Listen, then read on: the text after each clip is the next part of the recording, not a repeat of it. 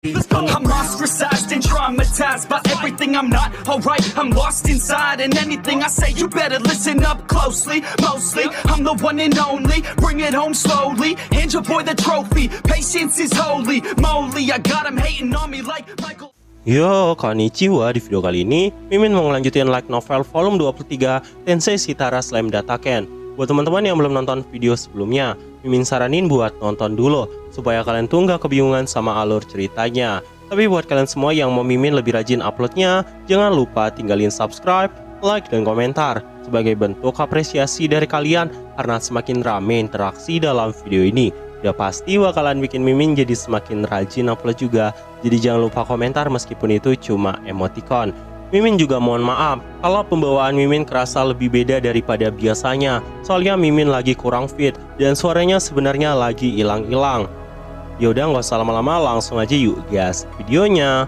Kembali ke pertempuran Velda Nava melawan sosok Rimuru. Rimuru saat itu langsung menarik pedangnya dan melancarkan serangan ke arah sosok Velda Nava. Pedang yang dipakai Rimuru adalah tempahan dari Kurobe, yang bisa dibilang kemampuannya akan mengikuti kemampuan dari sang pengguna. Dan karena Rimuru memiliki keefisienan yang sangat tinggi dalam segi energi, tentu saja pedangnya juga telah mengalami evolusi. Velda Nava yang saat itu melihat serangan datang ke arahnya pun langsung mencoba menangkis serangan yang dilancarkan oleh Rimuru, yang membuat getaran yang amat kuat pun saat itu terjadi.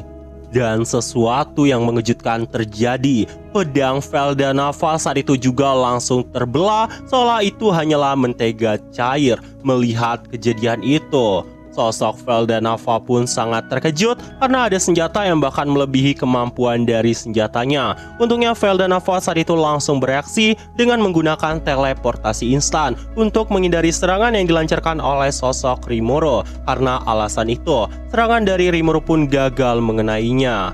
Velda Nava yang menyaksikan kejadian ini mengatakan, "Sudah lama sejak terakhir kali aku benar-benar terkejut. Pedang itu bukanlah buatanku, tapi punya kekuatan tersembunyi yang setara dengan pedang kelas Genesis." Rimuru yang mendengar perkataan seperti itu pun mengatakan kepada Velda Nava, "Kelas Genesis katamu, sejujurnya aku nggak terlalu banyak tahu tentang pedang ini, tapi ini adalah pedang yang ditempa oleh rekanku, dan katanya pedang ini seperti perwujudanku." Di dalam hatinya Rimuru juga mengatakan, Kurobe pasti akan senang jika mendengar senjatanya dipuji oleh sang dewa Velda Nava. Velda Nava saat itu mengatakan, "Kelas Genesis bukanlah sesuatu yang bisa diciptakan dengan tangan manusia, tapi tak ada gunanya mengatakan hal itu. Faktanya saat ini, apa yang ada di tanganmu adalah benda nyata. Aku tidak mengerti bagaimana kau bisa menciptakannya.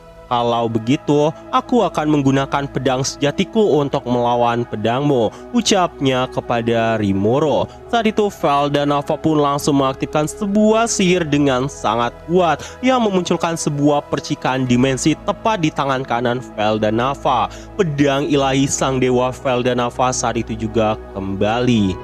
Itu adalah pedang nomor 1 di dunia ini, dan nama pedang dari Velda Nava ini adalah Memory.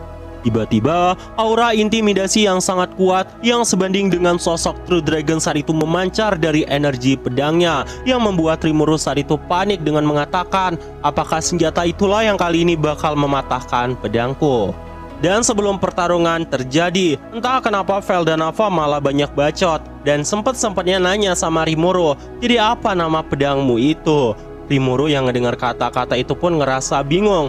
Rimuru saat itu membayangkan tentang dirinya. Ini adalah sebuah pedang, ada juga iblis, naga, dan ada banyak hal yang saat itu terngiang-ngiang di benak Rimuru. Sampai pada akhirnya, dia menamai pedangnya sebagai Hope, yang tidak lain adalah Elpis. Elpis adalah nama pedang dari Rimuru yang saat itu asal-asalan diucapkan oleh Rimuru. Entah mengapa, ketika Rimuru menamai pedangnya dengan ucapan Elpis, tiba-tiba Rimuru merasa sangat lelah, seolah ketika dia memberikan evolusi dengan menamai Ciel. Dan saat itu juga, pedang dari Rimuru langsung berevolusi. Nama Elpis itu berarti keinginan dan harapannya Rimuru. Lagi pula Rimuru itu adalah sosok yang sangat serakah. Karena alasan itu, Rimuru menganggap Hope dan Elpis adalah nama yang paling cocok. Feldanava yang mendengar nama itu pun mengatakan, "Itu nama yang bagus," ucapnya sambil tertawa.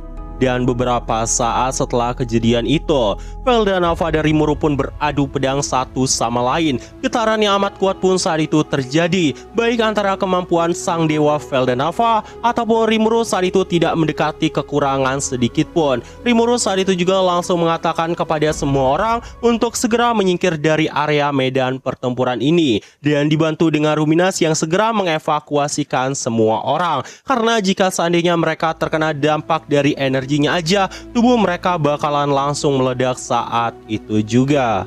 Di sisi lain, pertempuran Gi melawan Infarex saat itu juga masih berlangsung. Infarex saat itu kembali bangkit, yang membuat Gi pun mulai menjadi lebih waspada.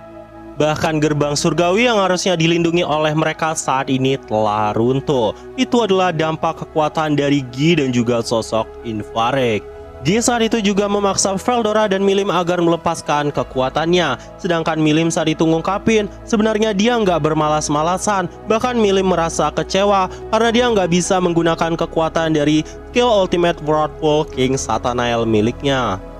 Orang-orang yang mendengar ucapan seperti itu pun mengatakan satu sama lain itu adalah sesuatu yang sangat berbahaya. Sedangkan Gi saat itu ngungkapin Milim sepertinya memang harus menggunakan kekuatan itu. Berbeda dengan orang-orang yang memandangnya, bagi sosok Gi Crimson, Milim mungkin bisa mengendalikan kekuatannya meskipun hanya sedikit.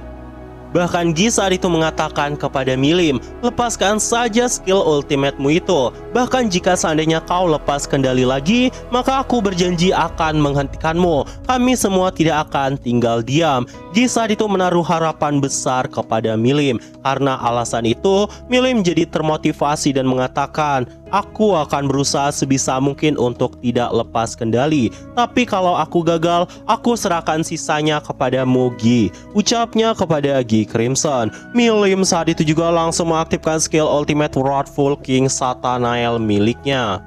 Veldora saat itu nggak tahu harus berbuat apa. Jika seandainya Milim lepas kendali lagi, Rimuru pasti bakalan memarahinya. Veldora juga sebenarnya nggak mau bertanggung jawab atas hal ini. Karena hal itu, Veldora saat itu merasa sangat takut. Di sisi lain, Gi saat itu mulai menyadari pertempuran antara Rimuru melawan Feldanava pun telah terjadi, yang membuat setengah dunia saat itu bahkan sampai berguncang. Di tengah pertarungan antara Rimuru melawan Feldanava, serangan yang dilancarkan Feldanava memiliki ketajaman yang sangat luar biasa. Bahkan dengan kecepatannya itu, bagi Rimuru sangat sulit untuk menghindarinya. Karena alasan itu, Rimuru hanya terus berupaya untuk menangkis semua serangan dari Feldanava. Bahkan saat itu, meskipun Rimuru telah menggunakan prediksi masa depan, tetap saja semua itu masih nggak cukup. Serangan yang dilancarkan oleh Feldanava bahkan melampaui prediksi penglihatan masa depan dari sosok Rimuru. Tiba-tiba Rimuru mendengar sebuah suara yang mengatakan dari arah kanan Rimuru-san. Orang yang mengatakan itu tidak lain adalah Chloe. Rimuru saat itu juga langsung menangkis serangan dari arah kanan yang membuat Feldanava saat itu terkejut. Jika seandainya Chloe nggak memberikan saran kepada Rimuru, ada kemungkinan besar Rimuru bakalan terkena serangan fatal dari Feldanava. Di sisi lain, kita kemudian diperlihatkan Infarex yang ternyata pergi dari medan pertempuran melawan sosok Gi Crimson dan entah mengapa malah mendekati Rimuru. Rimuru saat itu merasa bingung tentang apa yang ditargetkan oleh Infarex. Apakah dia menargetkan Feldanava? Saat itu Chloe membenarkan apa yang sedang dipikirkan oleh Rimuru. Ketika Infarex berniat menangkap tubuh Feldanava, tiba-tiba Feldanava menusukkan pedangnya ke dada Infarex sambil mengatakan, "Kau adalah milikku." Pedang memori dari Feldanava saat itu juga memiliki efek yang bisa menajamkan ingatan masa lalu ke dalam targetnya. Dengan kata lain, kekuatan memori saat ini sedang masuk ke dalam tubuh Infarex, dan kenangan itu juga mulai menghujani Infarex. Dia saat itu mulai ditanamkan ingatan dari Lucia. Melihat keinginan kuat dari Feldanava, sebenarnya Rimuru masih berpikir sangat mustahil menciptakan kembali Infarex sebagai Lucia. Bahkan dari sudut pandang manapun, itu adalah sesuatu yang beneran gak logis.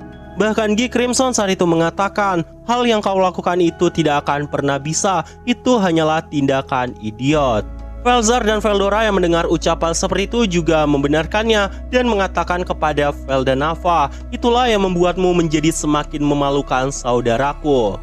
Sedangkan tubuh Infarex saat ini nggak bisa bergerak sedikit pun karena informasi saat ini sudah mengalir dari pedang memorinya Veldanava. Semua kekuatan telah meninggalkan seluruh tubuhnya dan karena alasan itu dia nggak bisa bergerak. Mungkin akan memakan waktu yang cukup lama sampai Infarex kembali. Karena alasan itu, mereka semua berencana untuk menjatuhkan Veldanava terlebih dahulu. Dia saat itu mengatakan, jadi sekarang kalian semua berencana untuk melawanku. Gi saat itu mengatakan, sudah kewajibanku sebagai temanmu untuk menghentikanmu jika kau berada di jalan yang salah. Velzar juga mengatakan hal yang sama. Gi telah mengajariku bahwa sekedar mengikuti perintah saja tidaklah cukup. Aku tidak akan membuat kesalahan. Sedangkan Veldora saat itu mengatakan di dalam hatinya, aku selalu percaya kepada Rimuru. Begitu juga dengan Milim yang menyatakan dengan jelas niat permusuhannya kepada ayahnya Veldanava, yang membuat Veldanava saat itu mengatakan, kenapa kalian menentangku? Milim saat itu langsung mengungkapkan, apa yang kau inginkan itu terlalu egois. Aku menginginkan orang-orang yang aku cinta bisa hidup kembali. Tapi mengorbankan orang lain demi tujuan itu adalah sesuatu yang tidak bisa aku pahami.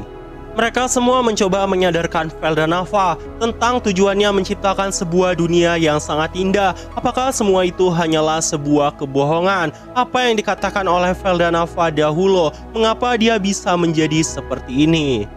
Tapi sangat disayangkan, tekad dari Veldanava masih belum berubah sama sekali. Tiba-tiba Veldanava yang telah menyadari kehadiran dari Chloe mengatakan, namamu adalah Rimuru bukan? Alasan kau dari tadi bisa melawanku karena kau diberikan informasi oleh seseorang yang sedang bersembunyi di sana kan? Trik itu sudah berakhir. Veldanava menjentikan jarinya yang membuat ruang dimensi saat itu terbelah. Chloe saat itu langsung jatuh keluar dengan tubuh yang dipenuhi oleh luka dan ada banyak lubang besar di tubuh Chloe. Melihat kejadian itu, Rimuru sangat terkejut seolah tubuh Chloe telah dicabik-cabik dengan bilah pedang dari segala arah. Chloe yang telah terjatuh itu mengatakan kepada Rimuru, maafkan aku Rimuru-san, sekarang kita ketahuan. Sepertinya aku tidak bisa memberikan saran lagi kepada dirimu. Untungnya saat itu Ruminas langsung bergerak cepat dan langsung memberikan pemulihan kepada Chloe. Tapi sepertinya pemulihannya akan terjadi dalam waktu yang sangat lama. Bagi Rimuru, selama Chloe selamat itu tidak masalah. Di saat Chloe saat itu sedang bersedih, Milim saat itu mencoba berbicara sama Chloe. Chloe, kau tidak perlu mengkhawatirkan Rimuru. Kau bahkan gak ngasih saran apa-apa waktu aku yang ngasih saran. Tapi kau malah mengajari Rimuru cara berpedang yang benar. Itu terlalu pirikasi. Sebenarnya saat itu Milim cemburu. Kenapa Chloe terus-terusan deketin Rimuru? Dia juga pengen dipuji sama Rimuru. Rimuru saat itu mengatakan, baiklah, sudah waktunya. Aku akan melenyapkanmu. Tiba-tiba Veldanava menusukkan pedangnya. Tubuh Rimuru pun saat itu terkena serangan itu. Dan perlahan-lahan Rimuru mulai terjatuh. Bahkan Rimuru saat itu nggak bisa mempertahankan wujud manusianya lagi. Dan mulai berubah ke wujud agar-agar. Apa yang akan terjadi selanjutnya? Apakah Rimuru bakalan mati? Episode kali ini pun ditutup sampai di sini. Nah jadi itu aja. Dan tunggu video-video gue selanjutnya. Dan see you!